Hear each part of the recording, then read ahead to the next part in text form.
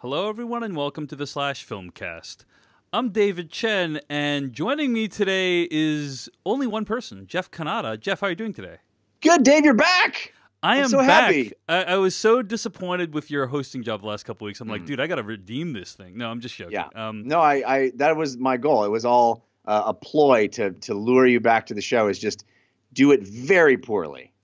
Seriously, though, Jeff did a great job, and I've just been super busy. My job at work, plus I've been sick again. You know, like I've been dealing with like a bunch of things. I took a trip across the country to Virginia to show The Primary Instinct, the film I directed with Stephen Tobolowsky. A lot of stuff going on in the last couple weeks, and I'm so grateful to Jeff Kanata and Devindra and our awesome guests for stepping in and filling in for me the last few weeks on the Slashfilmcast.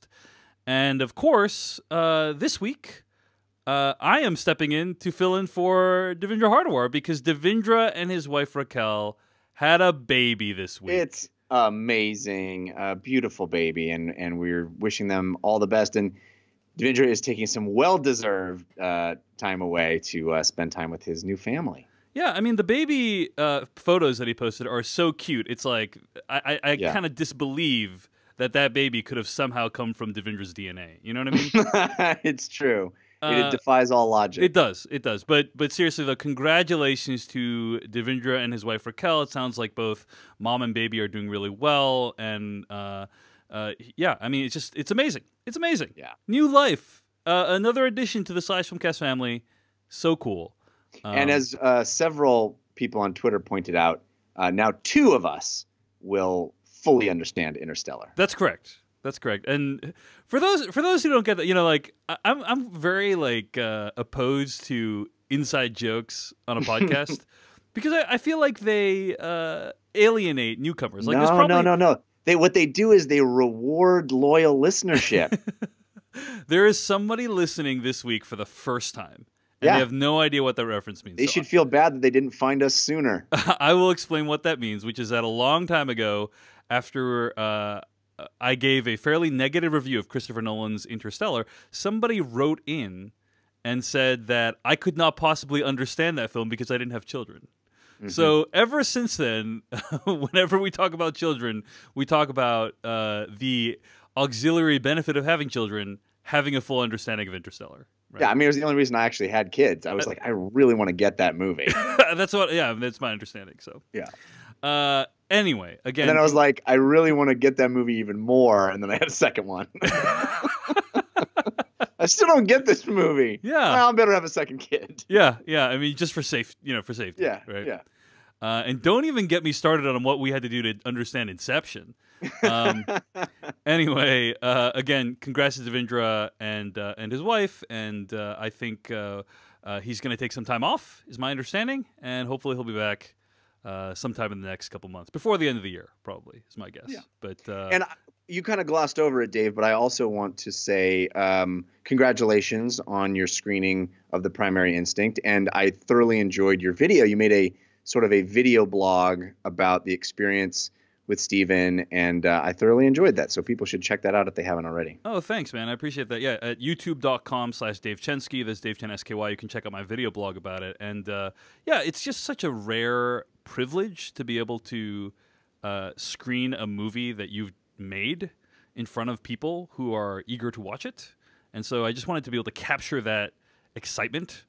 And so I tried to do that. I actually used my new iPhone XS Max to try vlogging it to see how it would look and sound. Looked good. If you're curious about it, you can go check that out. But on my YouTube page. Anyway, so wanted to make those announcements, but I am back in Seattle. I have a cough, so I might cough occasionally, but I'll try to mute the microphone when that happens. But in the meantime, you can find more episodes of this podcast at slashfilmcast.com. Email us at slashfilmcast@gmail.com. And probably going to be a pretty short episode today. We're just going to talk about what we've been watching and then move on into an in-depth review. This week, we're going to be reviewing Halloween, the reboot, remake, requel of Halloween, sidequel, legacy-quel. The Halloween happened. This Halloween happened after Halloween. So you have to watch Halloween before you watch Halloween. Don't make the mistake of watching Halloween before Halloween, because Halloween comes after Halloween. So, well, you're forgetting beware. that there's a third Halloween that was released between Halloween and Halloween. Right, but Halloween doesn't acknowledge that Halloween exists. It only references Halloween and not Oh, Halloween. right. It only references Halloween. Yes, That's right. Yeah, no, you're right. Good point. Uh, Somebody on Twitter who I promised I would remember their name and I have forgotten now, came up with, I think, a brilliant nomenclature. And you know who you are. He said that we should be calling it Halloween, Halloween Ween, and Halloween Ween Ween. That way, no confusion will happen when you're talking about how Halloween Ween Ween references Halloween, but it does not reference Halloween Ween.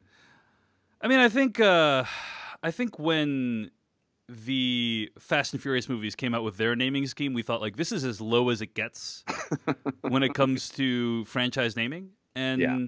I think Halloween has proved us all wrong. Right? Indeed. Yeah. Well, before we get to what we've been watching this week, I wanted to do something that some might consider this fun, some might consider it amusing, others might consider it a colossal waste of time meant to pad out the runtime of the show. But we're going to find out momentarily. As some of you may know, we have a massive group, a Slack group of over 2,000 members. It's a phenomenal group. I lurk often and I post rarely, but I do enjoy it consistently. So it is called the Slashfilmcast. You can join at slashfilmcast.com. And there is a member of that group, Patrick S., who goes by username PSIM, P-S-I-M. And what he's been doing is he has been going through the entire history of the Slashfilmcast. And he has been taking notes on all the old episodes, right? And like we used to do film news on the podcast, but we don't really do that anymore. That is more the realm of Slash Film Daily, which is another podcast that's part of Slash Film that I'd recommend. You can subscribe to that at daily.slashfilm.com. And so we've kind of offloaded most of our news to that podcast, and they do a much better job than we would on this show.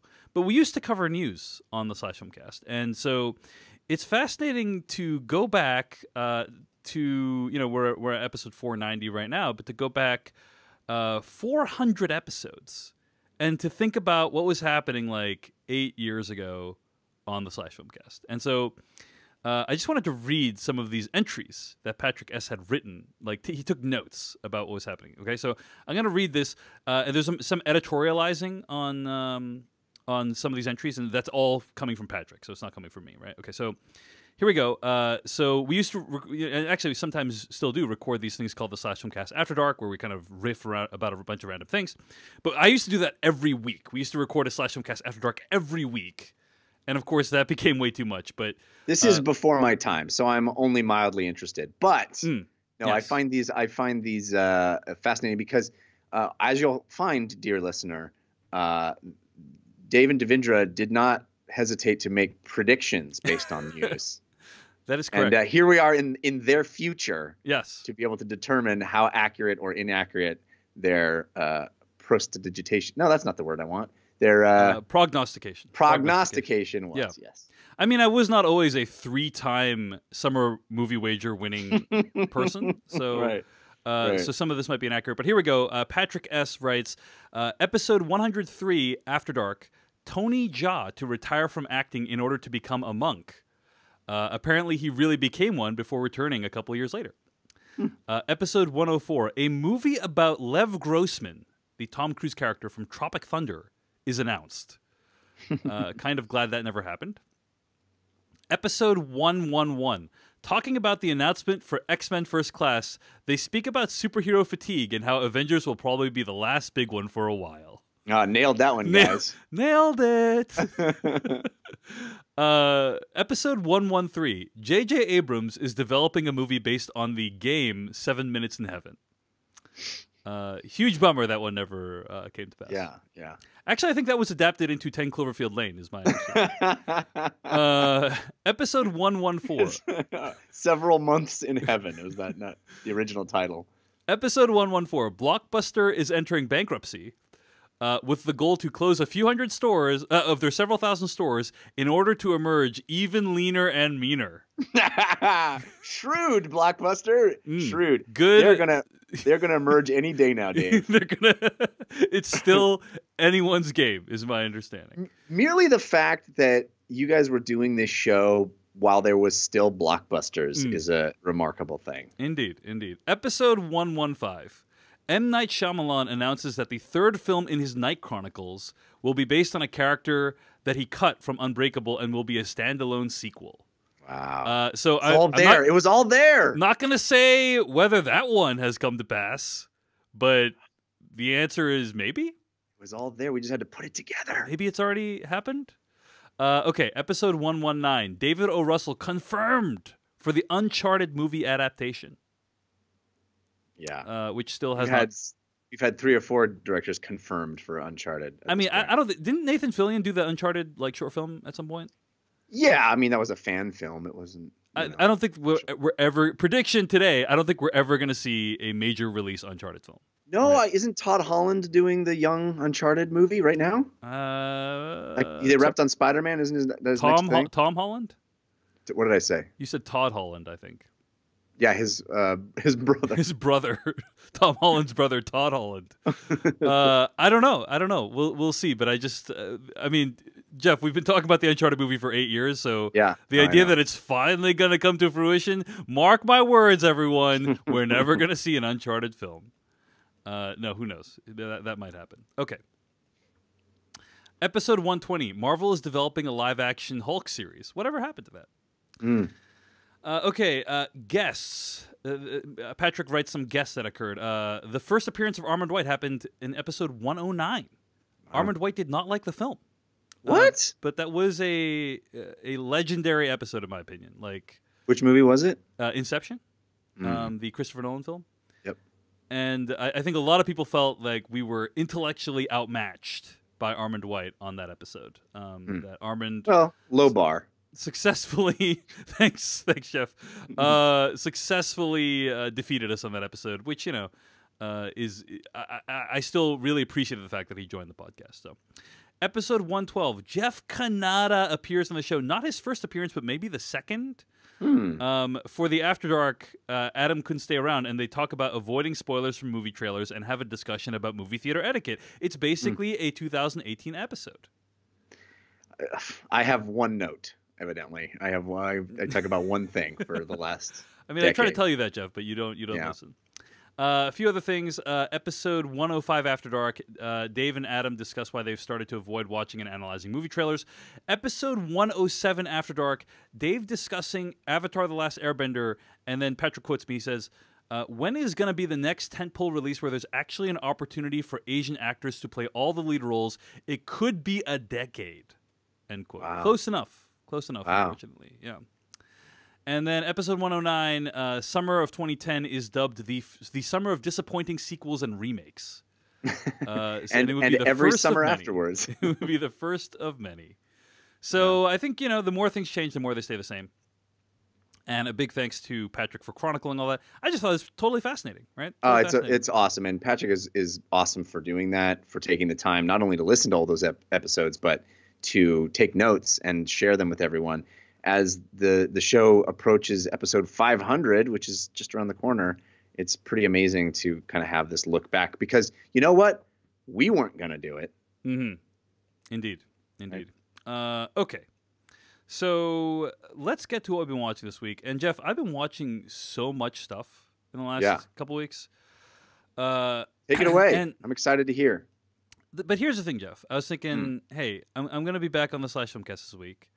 I've watched a ton of stuff, but I don't want to just come on the show and talk about all the stuff. Because you guys have spent the last few weeks delivering full, in-depth, spoiler-filled reviews about all this stuff, right? Mm-hmm. And why would I want to step on your toes and rain on your parade? Blah blah blah. I want to. You got to take it up a notch. I got to take it up. So I had this idea of rather than talk about every single thing I watched in depth, why don't I summarize what I watched in limerick form? Limerick form. Limerick form. Yes. Is it because you watched everything in Nantucket? No, it's not. That's not the reason. It's because I thought, hey, this is a brief, witty way to communicate what I've watched, and also hopefully it'll be like amusing. You know, be like really amusing to like hear it rather than like hearing me drone on about all the stuff you guys have talked about. But Jeff, I've learned a couple things while writing limericks for the things I've watched. Okay. One of them is it's really hard to write good limericks. And the other thing is I am not good at writing good limericks. Oh, this crushes me because I was about to pitch to you, David, a new policy where we have to write a limerick every week. I think we should be the show that has limericks. And I am so excited about this idea that I think, we have recently been accepted into Rotten Tomatoes. And I think our Rotten Tomatoes submission should be a limerick. Well, I think that would be brilliant and genius. Let's talk about that offline, as they say in meetings at my office sometimes. Let's talk about that offline. But I do like the idea that we do our reviews, and then at the end of our reviews, we have to then summarize them in a limerick that we have written. That is I mean, that's a terrible idea. Like limerick, you really need to like write them out in advance. You can't just I know. Extemporize limericks. No. I'm saying you talk about all the things you talk about, and then you end with saying the limerick that you have prepared in advance. Okay, well, I like this idea, Dave. It's your idea. No, it's really not, Jeff. You're really taking things and running with them to an inappropriate degree. But here, I love your idea. So these limericks were bad. Like I really wanted them to be good. I really wanted you to listen to the limerick and be like, oh, that tickled me. That tickled me. That limerick just tickled me. Right. Wow. Not only did I learn a lot about a movie, but I'm also impressed by Dave's wit and verve, and his command of the language. My command of English, my mastery of the form, and that none of that happened when I was writing these limericks. So, nonetheless, I don't want to just discard them. That would be a waste, right? Is it? Do you understand how I'm even more excited now? Yeah, no, I understand that. So why don't I give these a shot? I'll read the limericks, okay? Yeah. And maybe you can by letter grade or some way of showing like what you think of the limerick. Thumbs up, thumbs down, like letter grade, however you feel appropriate. Okay, here we go. I love it. You're gonna tell me what the movie or TV show is beforehand? I was thinking about that. Like I was thinking like maybe you should guess it, but like it's really obvious what it is. Okay. So I don't think that's gonna be fun. So I'm just gonna tell you what it is before I say it. Okay. Okay. Venom. Okay. Yeah. Sony used to make hit after hit, but this film is totally shit. The plot's a disaster, but nonetheless hereafter there'll be sequels we shouldn't permit. Hey, that's not bad. That's a solid B, dude. That's Thanks, a solid man. B. Thanks. Yeah. I appreciate that. Okay. I mean, I'm sad you didn't work in, some more specific language to the movie. The word tongue would be a fun thing to rhyme, I think. The quote, "I'm sorry about Venom," is it's good. It's definitely essential. But I think it's a solid B. Yeah, that movie was terrible. It is. You didn't find any. I found some fun with it, as I said on our show. It is redeemed by Tom Hardy's insane performance. Yeah. So I agree. Yeah. Okay. Watching Tom Hardy get into a lobster tank, right? Worth the price of admission. Yeah, worth the price of admission. That's right. If Tom Hardy was not in the movie, there would be absolutely nothing to recommend that movie. Yeah, absolutely nothing. Okay. Did you listen to our episode? I said I liked that movie better when it was called The Mask. Nice. Good. Yeah. Good reference. Yeah. A Star is Born. A great voice Lady Gaga has got, but her love for Bradley Cooper is for naught. They both have great musical takes, in this middling remake that updates the songs but not the plot. Okay. All right. I'm gonna give you a C on that one. C? Yeah. Okay, that's deserved. Yeah. I mean, average. C is average. I think you're going for easy rhymes, Dave. That's all I'm saying. No, I think you're right about that. I think that's a fair assessment. Okay. First Man. Ryan Gosling is going to space, with lots of shaky cam close on his face. Mm-mm. People died along the way. Such a high price to pay. But in my book, this film gets an ace. Oh, see, that's the best one yet. I like that one. Here's a problem, though. Like, in my opinion, the movie is only like a B plus. But it I was didn't so rhyme. far into the limerick at that point, I couldn't turn the bus around. Couldn't you just say the movie gets just below an ace? I couldn't figure out anything that rhymes with B. You know? Well, now I have to deduct you some points for being just dishonest at this point. That's Yeah, I mean, just pure dishonesty. That's brutal. That's brutal what you're doing. But no, I thought, you know, First Man is my least favorite of Damien Chazelle's movies. Like it's the one Same. I'm probably gonna go back and rewatch the least. But it does recontextualize the entire space race in a way that, you know, when you read about it in elementary school, it's like, oh, we conquered the moon, da da da da da, and it's like you forget A, how freaking uncertain it was that we'd ever do that, Right. and B, the incredibly high cost of all these lives that were lost along the way. And it makes you know, space flight to be terrifying. It makes it out to be like a horrific, harrowing process, which undoubtedly was, and we lose sight of that. And kudos to sort of recapturing that aspect of it. But I agree with you that it is my least favorite of those films, of his films. Damien Chazelle is 33 years old. He was born in 1985. His last two films were nominated for Best Picture, and it looks like this one will be as well. So this guy is the real deal, you know? And his last movie won and then didn't, but won for like a few minutes. Yeah, for more like 30 seconds. But I think what is also amazing is how different this movie is than his last two films. That I think is also really, really cool. I love it when a filmmaker just shows wide range like that. I mean, it not only is the subject matter wildly different and the tone wildly different, but how he chose to shoot it. Yeah. It doesn't seem like the same filmmaker. It's really cool. You watch La La Land and you watch this movie, and I think it'd be very difficult for you to say these two films were made by the same person, right? Yeah. And that might be actually off-putting for some people. Like, I think the shaky cam is really intense and does lead to kind of a samey feeling for the film after a while. But it all feels extremely deliberate. It doesn't feel like he did that by accident or that it was bad filmmaking. Like, he wanted to convey a very subjective experience in this film, right? Yes. So, anyway, First Man, it's pretty good. Oh, I will say, though, that after reading an article by a fellow critic saying you should definitely watch this movie in IMAX, I moved to heaven and earth. Not moved to heaven and earth, but like I made some efforts to watch this movie on a true IMAX screen. Yeah.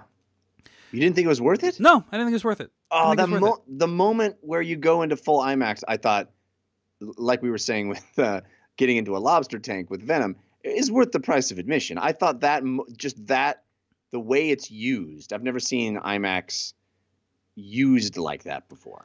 Yeah. I mean, I think it is the best presentation of the film, so you should see it in true IMAX if you can. But I wouldn't like break an appointment. You know what I mean? To go see it in true IMAX, like because it's so short. It's like 3 minutes, 5 minutes in true IMAX. You know what I mean? And yeah, I agree that it is very like intentional and very like I understand the impact it's going for, but it just didn't work on me, unfortunately. I don't know, just my opinion. I feel like when I go see a movie in true IMAX, I really wanted to deliver on that promise. Yeah. And for me, the amount of footage, just like sheer quantity of footage in true IMAX did not make it feel worth it. And if you go to see it at like an AMC Limax, for instance, you're still getting a larger image, right, than you would otherwise. So it's not like true IMAX aspect ratio, but it's still like somewhat bigger. And I think for most people, that's going to be completely adequate. So, but that's me. That's me. Okay. Final limerick. This one is the one I'm least proud of. Okay. This is Bad Times at the El Royale. Some strangers get lost in a hotel. Their chemistry allows them to gel. Great acting and singing meant everyone was bringing their A game to this film. That bodes well. Oh, Dave. Oh, Dave. It wasn't so bad until the last sentence. I know.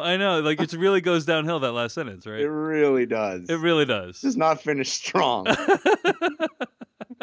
Yeah. But I really loved Bad Times at the El Royale. It's great. Yeah. I thought it was great, and people are like, "Oh, it's too long." I've seen like numerous articles say it's too long. 2 hours and 20 minutes too long. Guys, film length does not actually matter. I mean, I know I just contradicted what I'm saying right now with my IMAX review of First Man, but film length does not matter as long as you are engrossed in the story. And I was completely engrossed. I love it's such a lavish production. It feels like so like the production design and every aspect of the production feels so meticulously considered, and all the acting is great. You have some amazing performances, and the breakout star of the film. They took I think that's her first acting credit, right? The woman who plays Cynthia. My understanding is that she's a Broadway musical star. Right, Cynthia Erivo, right? Mm-hmm. Oh yeah, no, she's looking over her IMDb. She's been in a few things, but this is like the other film that she's been in is Widows, which is not coming out until next month. But yeah, so this is like I guess her first major wide release, and she's amazing. She plays Darlene Sweet. And she's basically the protagonist of the movie. Like the movie begins on her and follows her for a lot of the runtime, and I think she's amazing. And it's a bold move to base your entire film on a person that has very few film credits, but I think it paid off very well in this movie. So I really love this movie. I don't know why some people are down on it, but had a great time. I actually would be up for watching it again in theaters. Yeah, because of how engrossing it was. I feel like you'd get more out of it knowing what happens. It is one of those movies that unspools in front of you, and you're bewildered for quite a while. And once you figure out who everyone is and what their true motives are, I think second viewing would be really interesting to see that all present before you knew it was present. Indeed. So those are my limericks, Jeff. What did you think of that last one? I think that last one is a D-. Wow, D-. I was hoping like D+ at least. No. Okay. See me after class. I love when the teacher just wrote like circled something in red and said like "see me" in red. That's like the worst. It is the worst. That's what you just gave me for that limerick. I also kind of I deduct points because you should have had the sense to reorder your limericks so that they improved in quality over time, so that I would have been pleasantly surprised at your last one. And you really did leave the worst for last. And okay. So well, nothing you're saying is unfair. So I do think you should seriously consider this being the limerick podcast. I think I think our audience will cry out in support of this idea. And they're going to cry out, Jeff, but I don't think it's going to be in support. I think finishing every review with a limerick is what we were born to do. And I say that knowing full well Devindra is not here to tell me no, but I think it's what we were born to do. So my wife actually wrote a delightful limerick. She knew I was going to unleash these terrible limericks on the podcast today, and she actually wrote me a limerick to commemorate my return to the podcast. Here it is, Jeff. It's: one time David took a break. Podcasts he decided not to make. But though he thrived, Devindra's baby arrived. So he's back to giving hot takes. See, she knows how to write a limerick. That's so you save that fun rhyme for the end. You get the hot takes there. It's the fun rhyme at the end. It's the best one that you've read so far. So I mean, again, I resent the implication of everything you're saying right now, but she outclasses you yet again. Okay. I mean, it's true. It's a true statement, but let's not get too out of control with that sentence. I like how also if you read that limerick carefully, you sense that she's not too happy you're back. That is completely correct. So anyway, let's move on with the show. So what else have I been watching? There's a couple things I've been watching that I didn't write limericks for. And I want to give a big shout out to The Night Comes For Us. This is a movie that is on Netflix, is written and directed by Timo Jahanto, who, as far as I understand, is a Slashfilmcast listener. Oh. This is what I have been told. Timo Jahanto Not is a anymore. Slashfilmcast listener. Not after the Not limericks. after that limerick assault. So his last movie was Headshot with Iko Uwais, the main actor from the Raid films. Right. And he's made this movie, The Night Comes for Us, and this movie is insane. It is it's first of all, it's my favorite film of his so far, and the reason it's my favorite film is the violence. It's basically. I don't know that the plot is that engaging, in my opinion. Like it's not like a super inventive plot. It's more of a set piece delivery mechanism. And the movie is nonstop set pieces. I would say the movie is like an hour and 50 minutes. Of the hour and 50 minutes, probably 90 minutes is action scenes. Right? Like that's my that's my kind of rough guesstimate of how much of the runtime is action. It's like, well over 70-80%. And the action scenes are incredible. Like they are extremely gory. It's like human bodies absorbing incredible amounts of damage and still like going on to fight people. The fights are bloody. Like you see bones being broken. You see like hooks and like other sharp objects like penetrating and going through body parts. And a lot of it is done practically. And honestly, this reminds me of like when I was watching it made me feel like how I felt when I was watching John Woo's movies when I was a kid. Watching something like Hard Boiled or The Killer and all this over-the-top violence that's done so stylistically, that's so over-the-top, that's so impressive, and that creates these characters that become so memorable and iconic, that I am just so impressed with this film and would recommend it if you are a fan of, action movies, of martial arts films, and like want to see like something old school that's done with practical effects where like you just have a bad feeling that people got injured while they were making it, but they're probably fine. That's The Night Comes for Us. Wow. And I'd highly recommend it. Were you a fan of those like kind of like cheesy, action films when you're growing up? Oh yeah, very much so. Yeah. I mean, that was like in my dorm room in college. That was like Friday night. We would put on a Jackie Chan movie or Hard Boiled or something we'd find at the video store when there were video stores, and we would investigate some crazy thing based on the back cover that looked like it was insane and nuts and ultra violent, and that I love that kind of stuff. I'm very curious to see this movie. Yeah, it's like Jackie Chan movie, but without the humor and with far more gore. You know what I mean? Yeah. Like Jackie Chan's like always a funny guy. He's always he's perpetually amazed that he is in the situations he's in. Oh yeah, it's a delight to watch that. Delight is not the word I'd use to describe The Night Comes for Us. No one is like really excited to be in the or like amazed to be like they're all just like brutally maiming people left and right. Well, it sounds maybe like The Raid. Movies that I very much enjoyed, where it's just like, how did the stunt people not all end up incapable of walking after making this? And even that is like the fact that they were able to film this and like no one died is impressive, right? So anyway, it's The Night Comes for Us.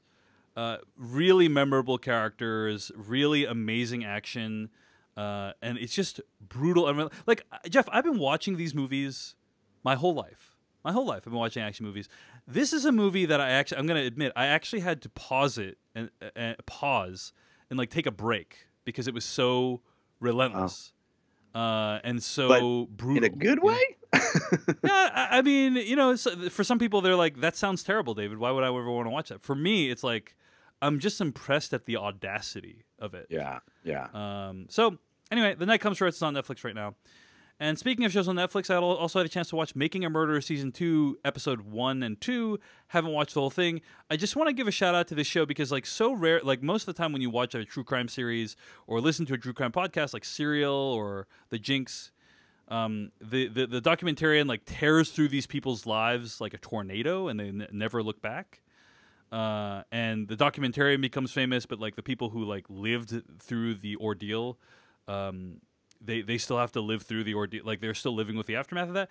And this is one of the first shows I've seen that actually acknowledges that. You know, like the opening montage of Making a Murder season 2 is just like a summary of all the stuff that happened after the movie was released. And I thought that it was like a montage of all these news clips, and I thought that was like pretty interesting, pretty impressive to see filmmakers. Not they're I would not describe these filmmakers as even-handed, but they at least acknowledge that people have criticized their methods, and that like that some people have been hurt by this film series. And I thought that was like very interesting. We just rarely see documentarians grappling with the impact of their work, and so the show is mainly about like all the stuff that happened since the first season aired a few years ago. And I don't know if I'm going to make it through the whole thing, but I'm intrigued so far, and I just thought there was an impressive montage at the beginning of season 2. So that's Making a Murder season 2. We reviewed it on the Making a Murder season 1 on the podcast. Yeah, and I loved the first one. I was riveted by it, but I have been very torn as to whether or not I'm going to watch the second one, because I don't know if I can put myself through that again, and because it was a different time when I saw that first season. It was during the world, Obama era, right? During the Obama era. Yeah. And the world has changed, and things seem so much darker, and I could sort of rally my own, I don't know, indignation and sense of justice around this story. And while I still think it deserves attention, and as all stories of potential injustice do, I feel like I'm tapped out. Tapped out. It just I don't know if my constitution can endure another going through the emotional ringer of something like this. Yeah, you know. I don't know if the U.S. Constitution can endure. Yeah. Anyway, okay, but Boom, I understand. You're saying like you're saying, hey, your attention has been diverted in like 50 different directions in the last few years, and it's hard to get, like you Jeff Kanata are perpetually worked up. And it's hard to get like worked up over an additional thing, and I understand. I mean, yes, and the first season was very much about potential abuse of power and the taking advantage of a social, a certain socioeconomic group, people that live in a certain class system, and how the elements of power can work against them in very unfair ways, and that's just like headline news now. That's just day to day what's happening. That's just the levers of power are disenfranchising and destroying the lives of countless groups that are vulnerable. And it just feels like I don't have the capacity to endure this as a entertainment medium anymore. Fair enough, man. Fair enough. Well, that's Making a Murder season 2. And you watched something like Making a Murder season 2 despite that, right? Yeah, I say all that, and I'm going to expose after hearing so many people, including you and Devindra on this podcast, talk about American Vandal, I finally revisited it. I had actually watched, I don't know, 5 minutes of the first episode once. I turned it on like, what is this? Watched 5 minutes. I'm like, this looks dumb. I'm out. This looks like a sketch that was stupid. Agreed. And I'm out. And then I had heard from numerous folks, including you guys, that it is excellent and I should revisit. And so I did. And it is another one of those examples of I am glad I listened to you guys, and I'm glad that I gave it a second chance, because it's genius. That show is genius. I am absolutely floored by the fact that not only do they nail the structure and tone of of Making a Murderer or Serial or any of those self-serious investigative journalism pseudo documentaries. They nail the tone, they nail the structure, but they also create a legitimate mystery Yeah. that is actually interesting while also being ridiculous and absurd, but sort of has its own internal logic that makes a lot of sense. The motivations of these characters that they've written, that they've invented, that are caricatures of people that you knew in high school, that people know in high school now, teachers you've met. These are all, they're dealing with tropes that are familiar, but all of the motivations of those characters make sense. The thing that the best of those real shows do, which is you think one way and then, oh, no, I think the exact opposite now. Oh, no, I think the exact opposite now. This show manages to do with its fiction, all the while being ridiculous and funny and maintaining a level of verisimilitude in the performances that never pull me out. You know, it's very difficult to create this sort of faux cinema verite style and not make it seem too over the top or make it seem that they're obviously acting and obviously being ridiculous. All the performances are really grounded and feel really real and yet are super funny. I'm so amazed that this works not just as a 5-minute sketch or one 30-minute episode, but it works as a full season of television. Like over and over and over again, it completely surprised me and impressed me with just the quality level of what they attempted to do, the audacity of just trying to do a parody of this and then pulling it off. It's very amazing to me. I agree. It's really, so how much did you watch? Did you finish season 1? I have not quite finished season 1 yet. I was hoping to do that before I talked about it, but I have not yet. Okay, so you don't know who drew the dicks yet. I don't know who drew the dicks, but okay. I have some theories. But I am, there are episodes that I have completely been like the episode where they have you gotten to like the party reconstruction episode yet? Yes. Amazing. That's amazing. Incredible. Yes. Just writing that, plotting that out, and then shooting it must have been hard too, because you need all those pieces and you need everybody. You sort of need to plan it out like a play. Yeah. Because everybody has to be in the right places from all the different perspectives, and you have to have that timeline correct. It's amazing. I love the episode where they treat each other, the two filmmaker kids treat each other as suspects. Mm-hmm. I thought that was awesome. They do everything that those shows do. They treat all the people the way the people are treated in those shows. The conversations that they record of themselves debating it, like talking back and forth, presenting the evidence to each other and debating it back and forth. It's like it's all so perfect, and yet very young actors, not anybody you would know before this, and they're all so, I think, so real and grounded. The guy who plays sort of the main suspect is fantastic. Like he's like the casting of this show is so perfect. Everybody is exactly central casting for what you remember of that kind of person in high school, or that kind of teacher in high school. They nailed it, and the performances are great too. So it's great. Somebody wrote on Twitter, I don't remember who, I read this at some point months ago, but someone said, like, this is the best depiction of high school since Freaks and Geeks.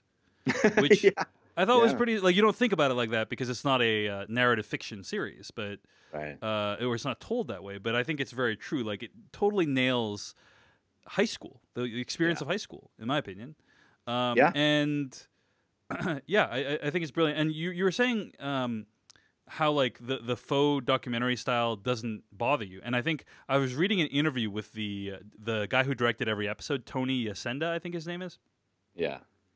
And he was saying what was really important to him was if you ever watch a mockumentary, like if you ever watch Christopher Guest stuff, virtually every interview, like talking head interview that's in those documentaries, it has a very similar structure. It's almost like a sitcom, right? It's almost like set up, punchline, cut to like B-roll. Like that's how a lot of those mockumentaries function.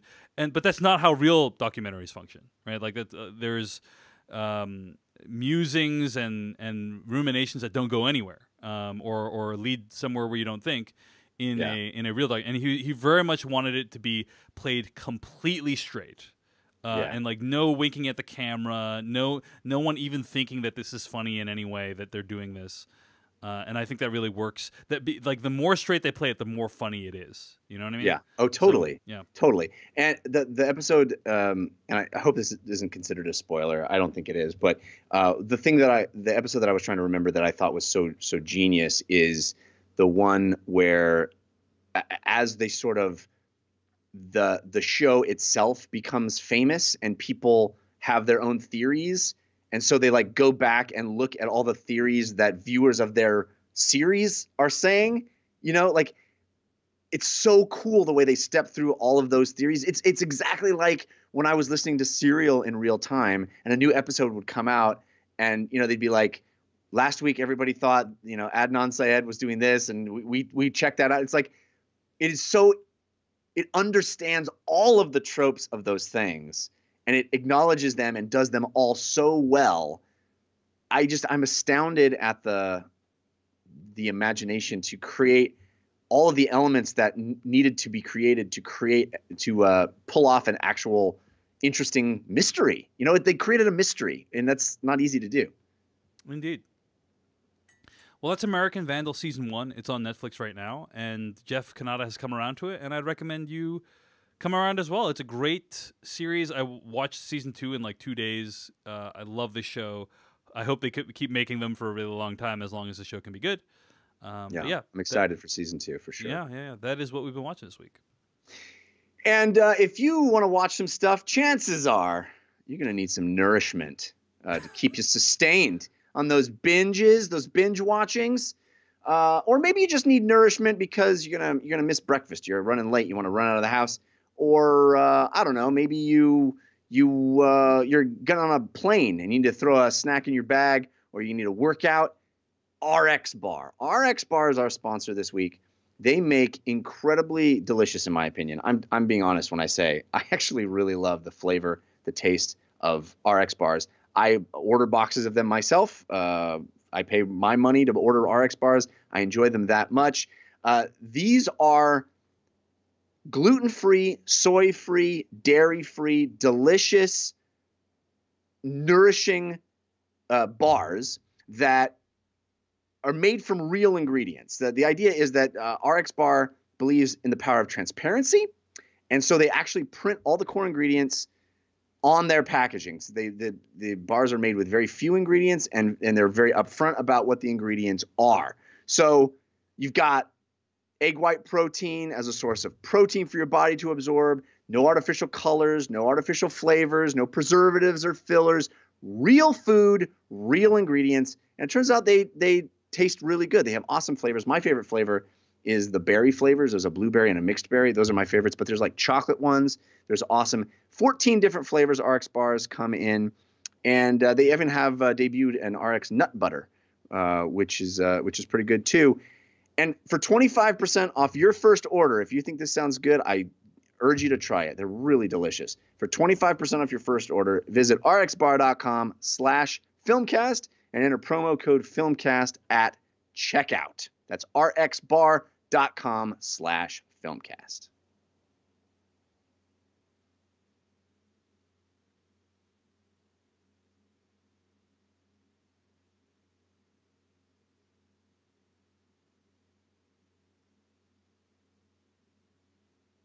Did I lose you, David?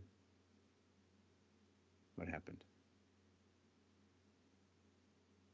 Have I lost you?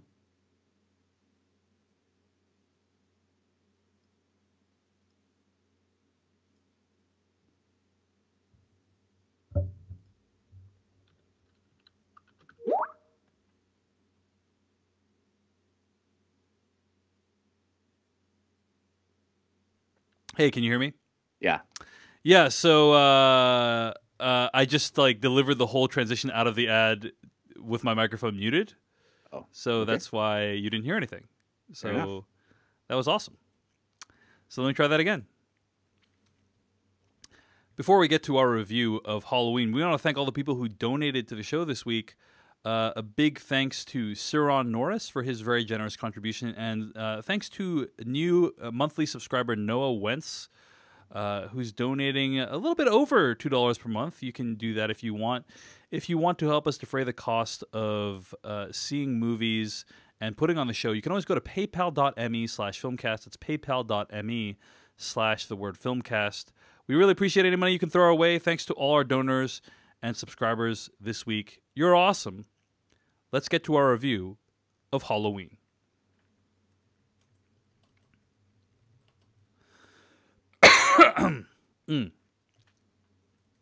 All right, Jeff, ready? Hello? I'm here. Okay. That was from the trailer for Halloween, the new film by David Gordon Green. And I want to ask you a question, Jeff. Like, I have no idea what your relationship to these Halloween movies is. So, like, are you a fan of Halloween? Have you seen the movies before? Like, what's your deal?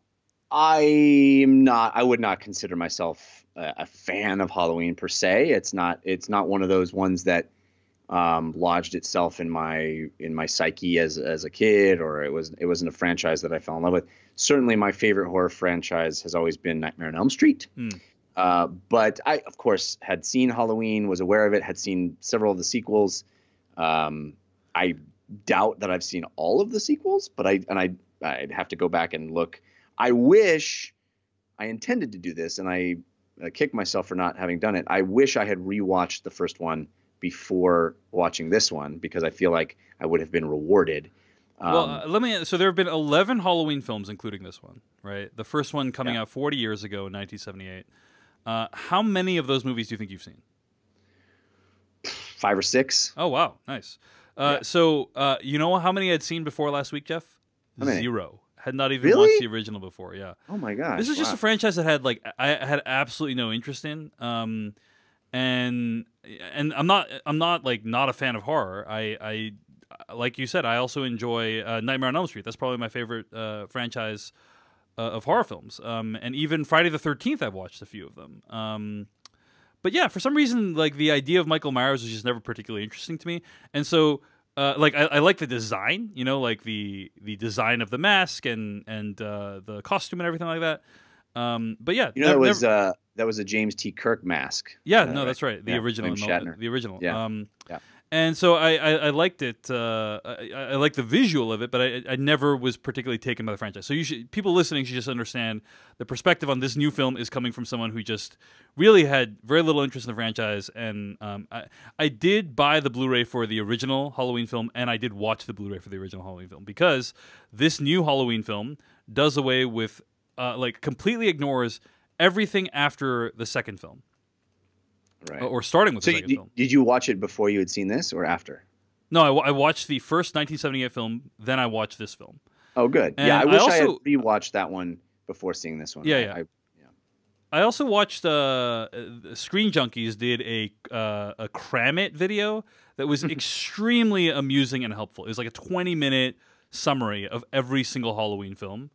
And I would just recommend like that for people who are interested in catching up with all the Halloween films, because apparently we didn't really miss that much. That was my takeaway after watching that Cram It video. I mean, this franchise has gone in some crazy directions.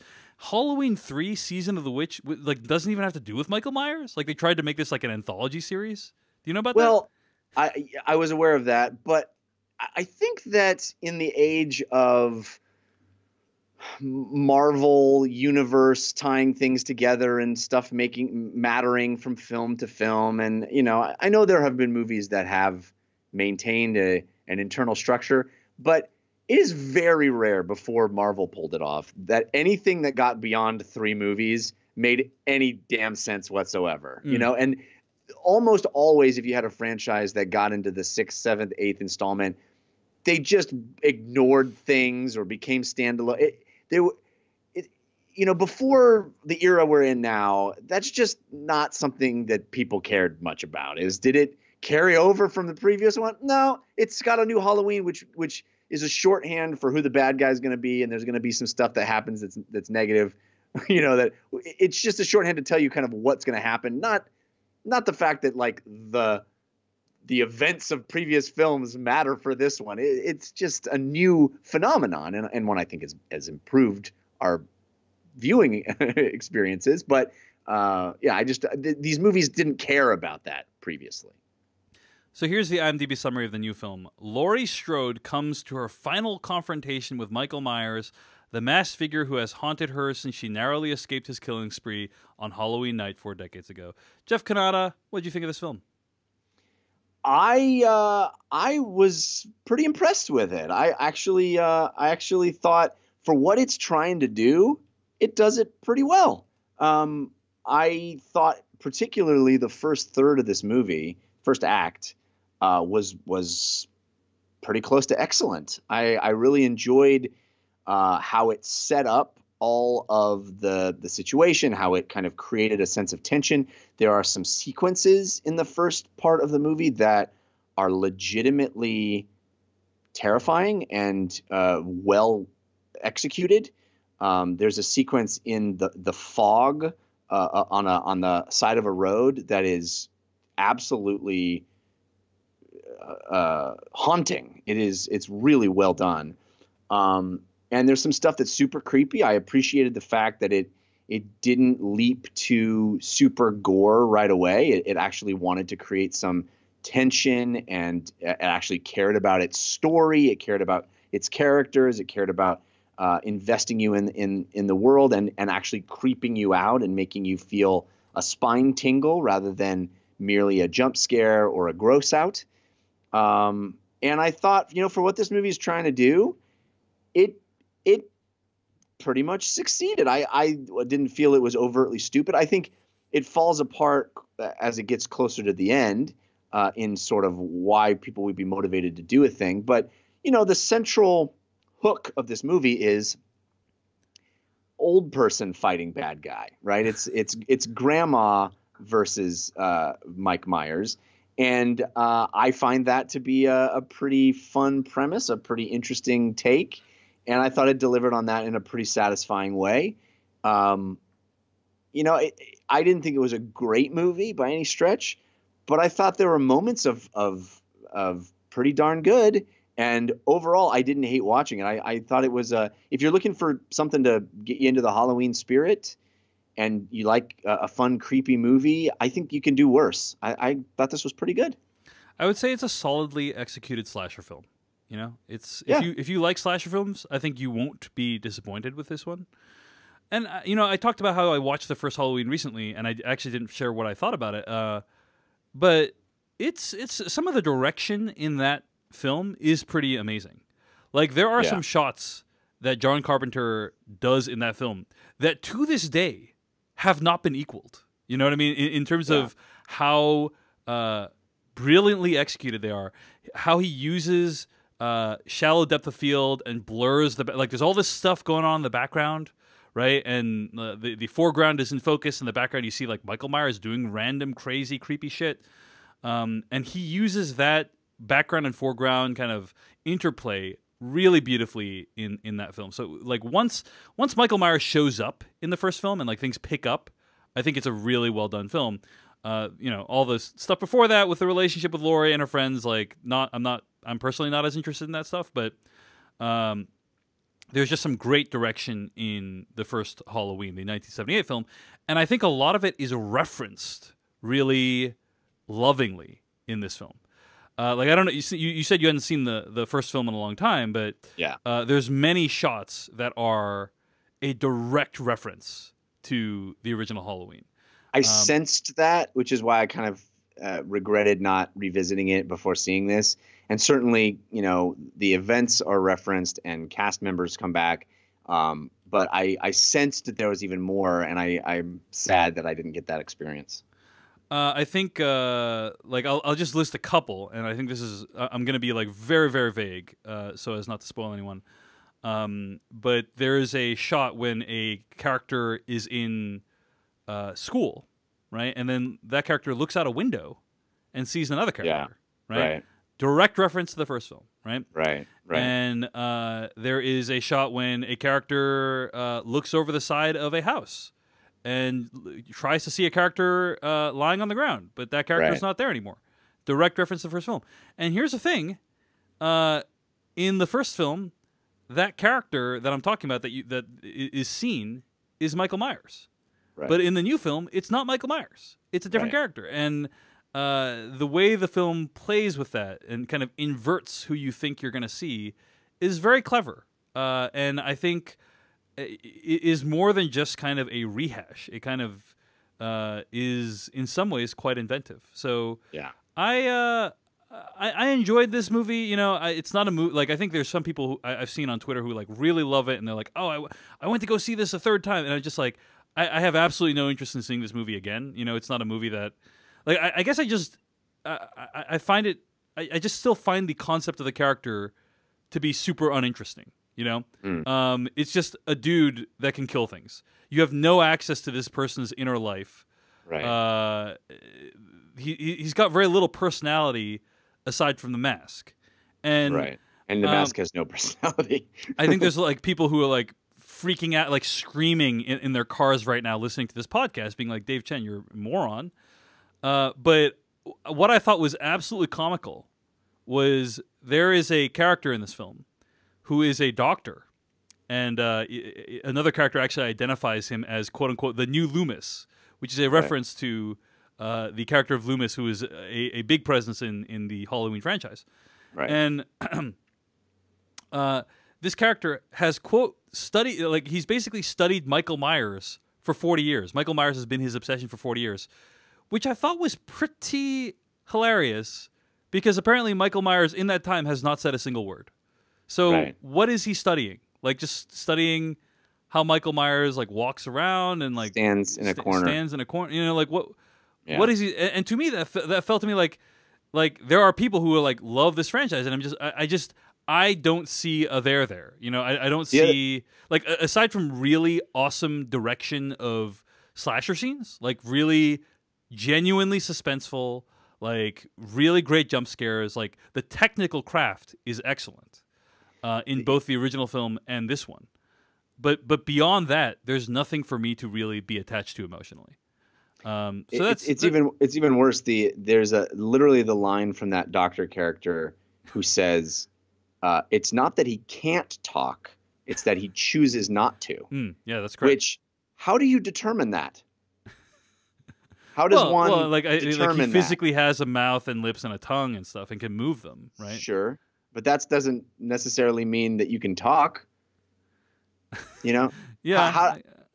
How does he know that he chooses not to talk, but is physically capable of it? He doesn't know that. There's no way to know that. Anyway. I think it was very clever how, for much of the film, and this is, I don't think this is a spoiler because this happened like early in the first scene of the film. But for a significant portion of the film, Michael Myers is not wearing a mask.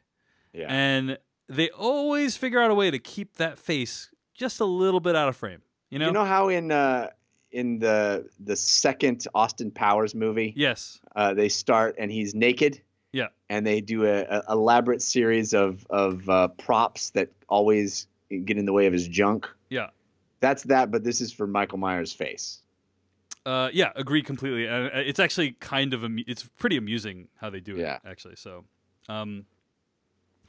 also, Casper Mattress in the chat room says that Carpenter's score in the original was fantastic, but the score of Halloween 2018 wasn't as good. I mean, I don't know how I feel about that statement. I thought the score in this film was actually pretty solid and a great follow-up to that original score. But also, that is one of the most iconic scores of all time, right? Like, yes, it is. You hear 3 seconds of that score, you know exactly what movie that is, what franchise that denotes. And so saying, like, it's not as good is like, okay, yeah, it's not as good as one of the best pieces of horror film music ever made in the history of cinema. Okay, congratulations. Good observation. You know, like... Yeah, way to go, Casper Mattress. Yeah, thanks for that. But yeah, I mean, I thought it was a solid score. So I appreciated that. Okay. I want to mention that I may have my take on this movie may have been slightly swayed by the fact that Jamie Lee Curtis, with the hairstyle that she sports in this movie, looks very much like my mom, like shockingly like my mom. So I don't know. I was inclined maybe to be more invested than I may have watching my mom run from Michael Myers on the big screen. Jeff, do you want to transition to that? Yeah. Let me also say that this movie was directed by David Gordon Green, who, if he abandoned film directing and took up being a master of the culinary arts, would probably be referred to as Green Chef, Nice. which is our sponsor. Nice. Thank you. Thank you. Green Chef is our sponsor. What is Green Chef? Green Chef is a USDA certified organic company that includes everything you need to easily cook delicious meals that you can feel good about. Why can you feel good about them? Well, because they have a ton of awesome meal plans that can service a whole bunch of diet types: paleo, vegan, vegetarian, keto, gluten-free, omnivore, and carnivore.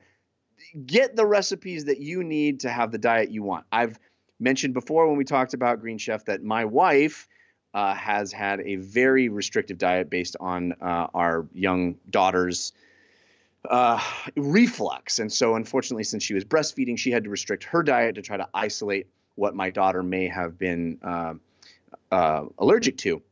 So we've had so much success being able to do really intense meals, and I love cooking at home. So we went with the vegan meal plan, and the recipes are just as delicious, and we got to work around the extreme dietary restrictions that my wife had. So these are quick, easy recipes with step-by-step instructions. They get chef tips. I can't guarantee that they're actually David Gordon Green tips, but they are Green Chef tips. And they have photos to guide you along. It makes it easy. If you don't think that you can cook, I'm here to tell you, I can. If I can, you definitely can. It's easy to maintain a specialty diet with Green Chef. You can switch up your meal plan at any time, change the box you're getting when you want. They use organic ingredients, and you can feel great about what you're eating because you know that it got to your table in the best possible way. You're not going to a restaurant with who knows what they're putting in it. You're not eating garbage. You're cooking it yourself. You see what goes into it. And a Green Chef does the meal planning and the shopping. It's the best way. So for $50 off your first box of Green Chef, go to greenchef.us/filmcast. That's greenchef.us/filmcast for $50 off your first box. All right, let's get to spoilers for Halloween starting right now.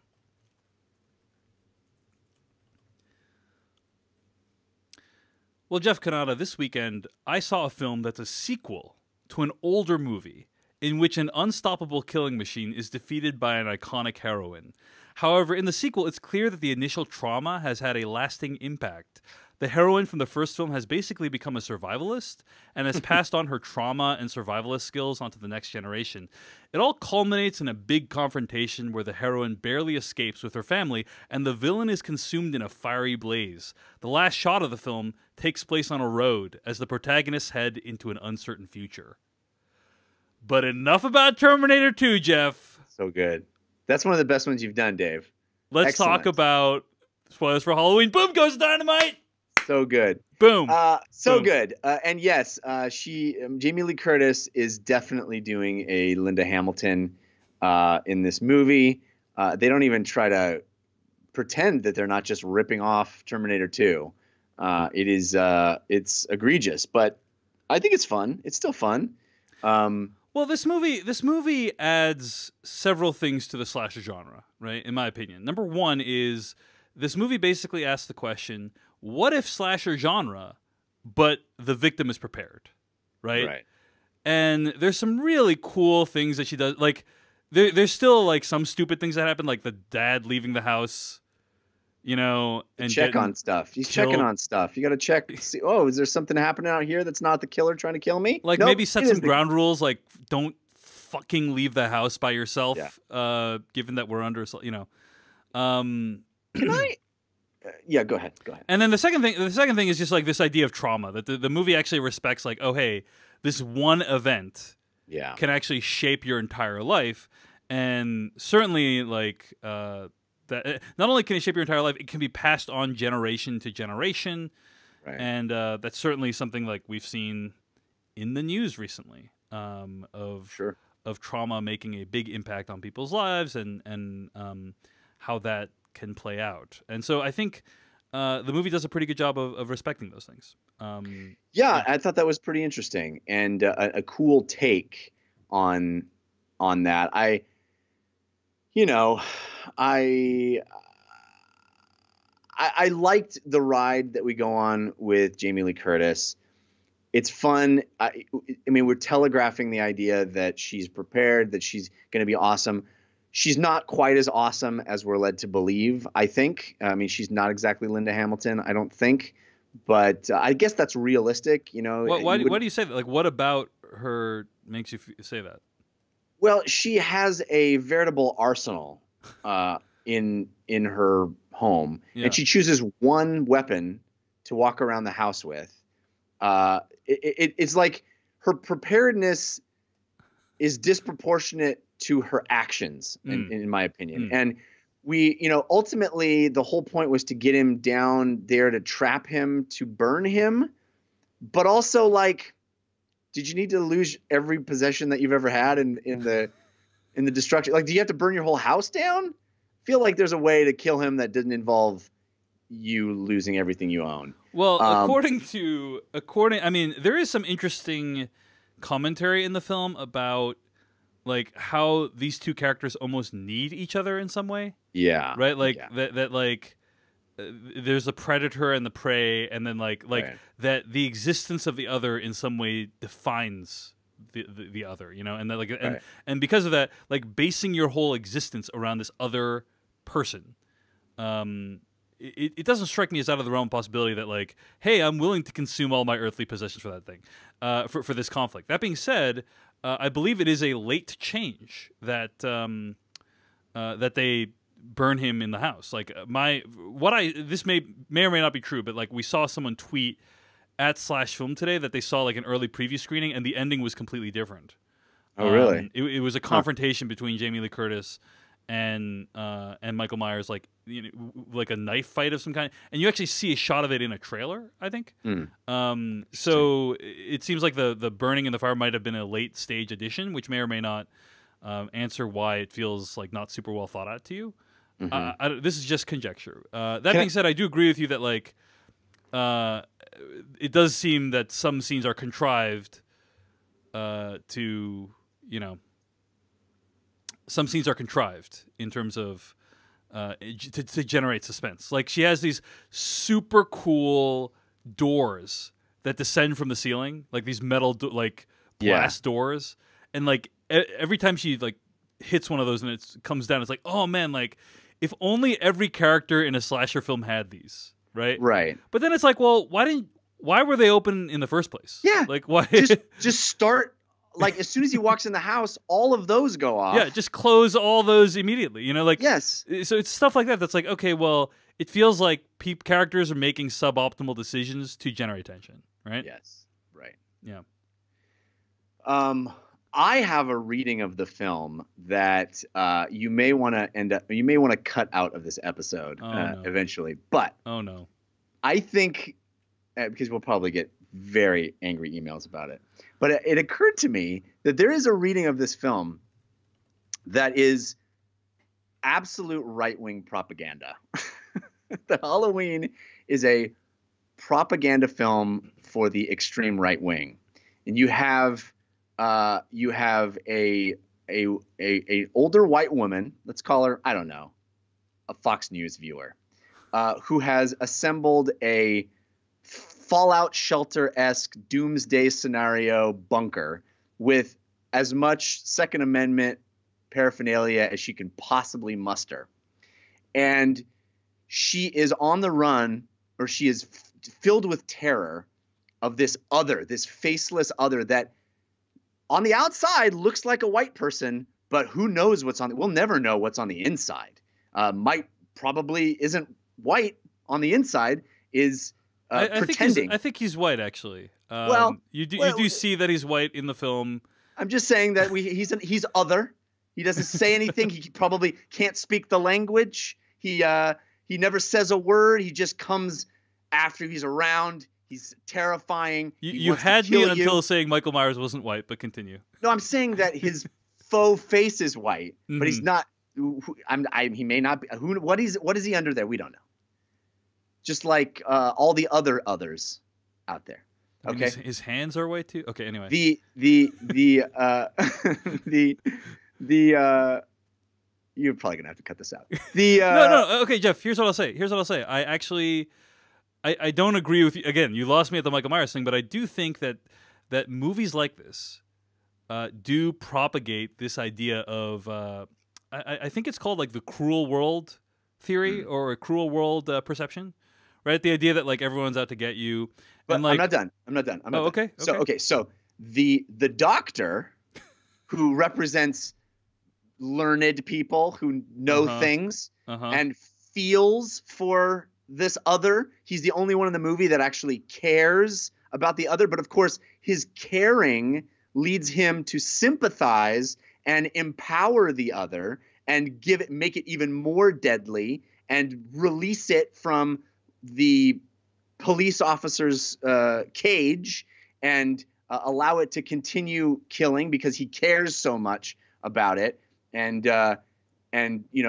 wants to study it and learn about it like all left-wing Democratic a-holes.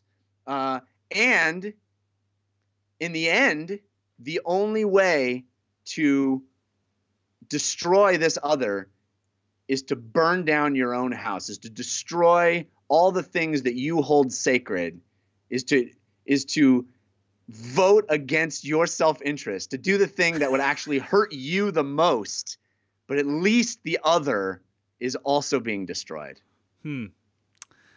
Okay, well, that's Halloween 2018.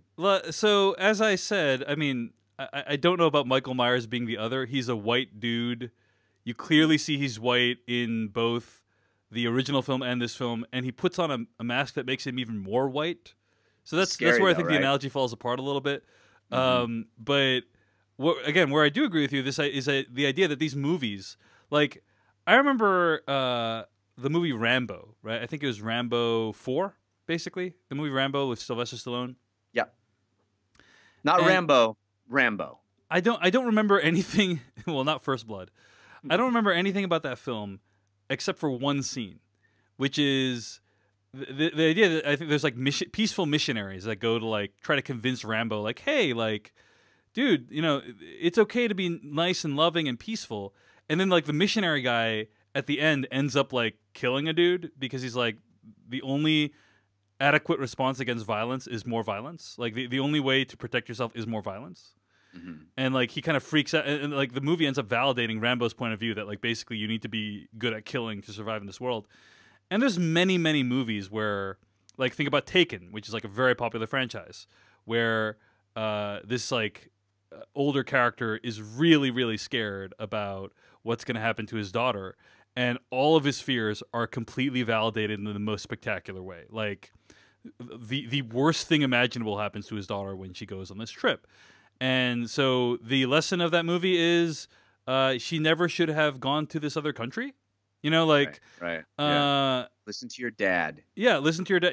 Listen to your dad when he's being super overprotected. Yeah. And in this movie, Judy Greer, who actually, for a change, is given something to do, so that's great. Compared to like when she's usually in like 3 scenes in a movie and then you never hear from her again. She's only actor. in 3 scenes in this movie as well, but a few more than that. But I mean, she is portrayed to be naive. She's portrayed to be not as with it as Jamie Lee Curtis's character, because Jamie Lee Curtis is the only one that actually knows what's going on. Right. And Judy Greer's character specifically says like, "No, Mom, the world is a loving place." Like. Right. There's actually kindness and goodness in the world, basically sounding a lot like Jeff Kanata. And she gets what's coming to her. She's wrong. She's the one. She's the one that's wrong. She's the one that needs to pick up a gun and shoot Michael Myers in the head at the end. That's right. So just like I do at some point eventually. Right. Exactly. So I think I don't know if the movie is like an allegory for freaking Fox News or anything like that, but I do think that it does validate this worldview that it's every person for themselves. And violence is the only answer to violence, right? And this thing is just evil, and there's nothing to understand about this force. It's just evil. No point in trying to study it. No point in trying to sympathize. Right. All you have to do is destroy it with as much force as possible. You know. Yeah. And I mean, it's a very simplistic message that I don't know if I care for it. I don't know if I care for it, Jeff. So Yeah. couple things to just point out as we wrap up here. One is, like, what do you think of the Doctor character going insane? Like, the idea. There was a moment where I thought, oh, is Michael Myers dead and this is the new Michael Myers? Is that where this movie's going? Yeah. I thought that would have been interesting, that it's this, Dread Pirate Roberts kind of passing along. But I was super creepy that he put the mask on. Yeah. I thought that was really super Yeah, creepy. is this going to be like 007? Like, he's the new Michael Myers, Yeah. And then, like, every movie is a new Michael Myers? Yeah. Right. That was and good. the fact that then Michael Myers then also kills him because, and the movie makes such a big deal about the fact that he doesn't say any words and then never pays that off. Never pays it off. Why is it? What do you mean by that? Like, you thought he would talk at some point? Yeah. There's a moment where clearly they're looking at him. He's standing there. He's about to burn up. I thought, here it is. The one time he says a word.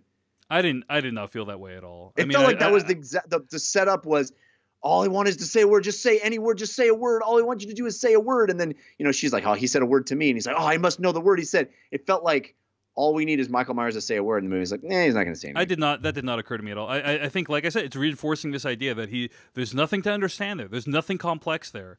It's just an evil force. And I think the movie, that was the company line, and it stuck with that, and that's fine. The subplot of the journalists at the beginning of the film, podcasters, like it felt like it could have been a critique of podcasters or journalists basically profiting off of people's misery and suffering. Sure, yeah, or sensationalized. Like, I mean, the dude is clearly unhinged, right? The journalist who's like has the mask and he's screaming at Michael Myers to say something. Yeah. That guy is insane. Like, that guy's, not as insane as Michael Myers, but quite unbalanced, it seems to me. But and so it felt like the movie could have been a critique of that in some ways. But really, they're dispatched so quickly that I think that the journalists, the only reason they're there is to get Michael Myers' mask back, right? Yeah. And it feels like agree. a pretty big missed opportunity to have something interesting to say on that front. Not saying the movie doesn't have other interesting things to say, but like that particular area was a waste. So. Yeah. Two moments I'd like to highlight. One, I mentioned the foggy... Jeff. Can you pause for a second? I need to. There's a delivery that's going to be at my house in 1 minute. Go ahead. So can you just pause and just say like 2 moments you want to mention? Let's pick up there in sure. In like 1 minute. Food? Yes, it's my dinner. So just give me a second. I get to go pick this up, and then I'll be back in 1 minute.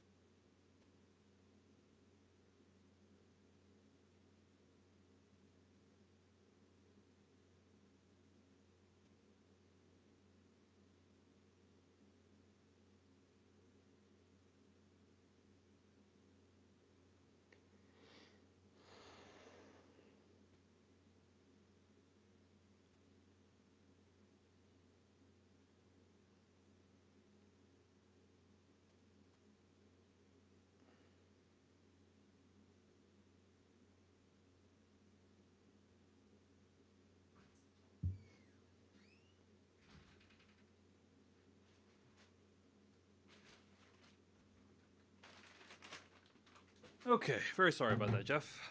No problem. Go ahead. What'd you get? I got some chicken wings. I got some dude. pork and rice, Nice. and I got some tofu. Nice, bro. All right, here we go. So there's two moments I'd like to highlight. I mentioned already the moment in the fog on the side of the road with the crashed bus, and the fact that we don't see the breakout. I love that we come to it later. It is so much more terrifying having just to see the aftermath and the chaos of that moment, especially through the eyes of that young child.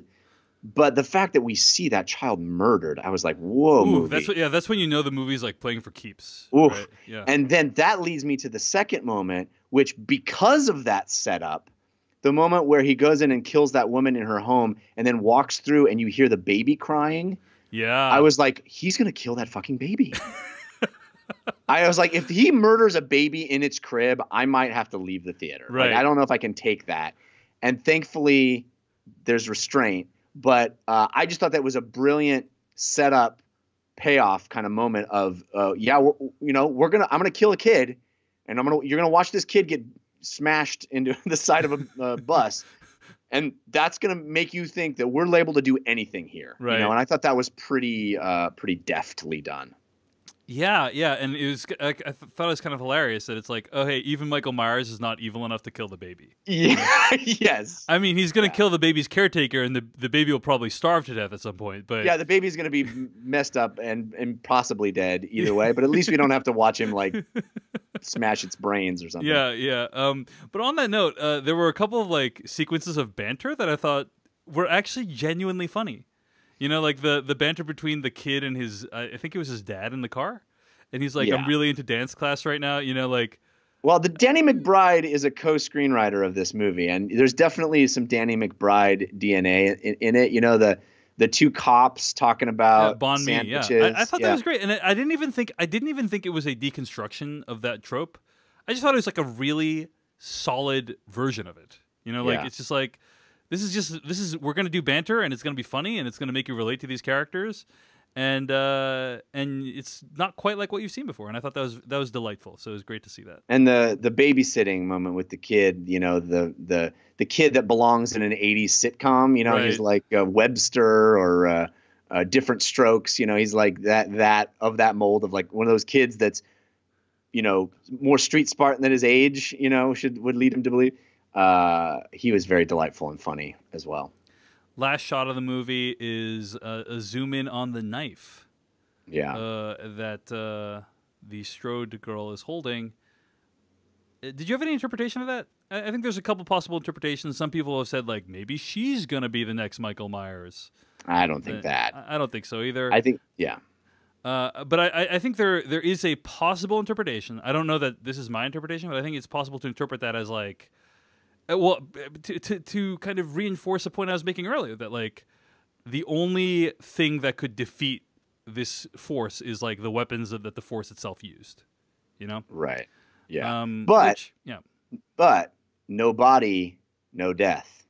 We do not see Michael Myers consumed by fire. We see the fire surrounding him. We see him staring maniacally, you know, passively at them as the fire surrounds him and engulfs him. And then we see an external shot of the house exploding. We do not see Michael Myers. We do not see what you would expect, which is the mask melting on the ground or something like that. So Jeff, no body. I think it is adorable that you think that even if we did see Michael Myers' body, that would mean he's dead. That is just so cute. Good point. That is so cute. Yeah. Okay. Any other thoughts on this movie, or shall we wrap it up? I mean, ultimately, I think Michael Myers. We know him to be pushing 70 in this movie, 60-plus-year-old man who, still is terrifying and gets hit by a car and walks it off, and stabbed and shot multiple times and walks it off. He's just like this AARP member. That's all he is, right? Yeah, I have a feeling there's going to be more Michael Myers, though. This movie made $77 million this weekend. Yeah. That's insane. It is going to be the most successful Halloween film of all time. Yeah. I have to say I'm a little baffled by it. Like, I don't understand what is it about this movie that so resonated with people. I mean, it's awesome that Jamie Lee Curtis is headlining a movie that made this much money. Like, she's awesome. And so she's awesome. And I think that there's something really there's that concept of the original person coming back right. and seeing, you know, Grandma versus the Michael Myers. I think there's something fun about that. I think this just sort of hit at the right time. There aren't a lot of other horror movies competing for the October scare factor. People like going to horror movies in October, you know? So if you look at the other reboots that have happened recently, like Nightmare on Elm Street, that came out in 2010, you know, that movie opened to 32 million. Friday the 13th in 2009 opened to 40 million. Now, you could argue that those movies are much worse, but I just thought, wow, yeah, I think it must have been that premise that really got people, I think. yeah. So, anyway, we'll be seeing more of these movies. If you like them, all the power to you. If you think they're okay, you're probably more like me, and you could take them or leave them. All good, either way. But solid slasher movie, no complaints. That's I thought it was pretty good. Yeah, that's our review of Halloween. All right. Stay tuned to hear what we'll probably be discussing next week. You can find more episodes of this podcast at slashfilmcast.com. Email us at slashfilmcast@gmail.com. Our theme song comes from AdamWarrock.com. Our spoiler bumper comes from filmmaker Kyle Hillinger. Sometimes we use a Slash Film Court spoiler bumper or a Slash Film Court bumper that comes from SimonMHarris.com. Jeff Kanata, where can you find more of your work on the internet this week?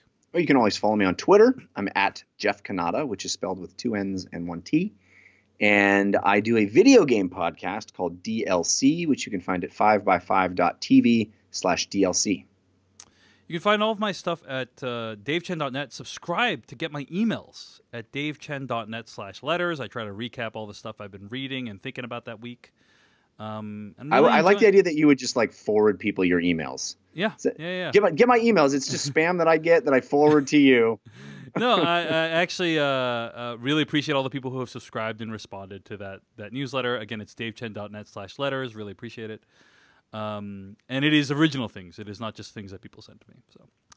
So next week, I think we'll be reviewing The Old Man and the Gun. So that is what we have on store for next week. Yeah. We may try to do a BoJack Horseman season 5 review if we can get the talent to get that going. But yeah, that's what we got in store. Thanks for listening to the Slash Filmcast as we continue to evolve this month with different co-hosts and different permutations. Appreciate your patience. Hope you're enjoying the show. And we'll see you guys later.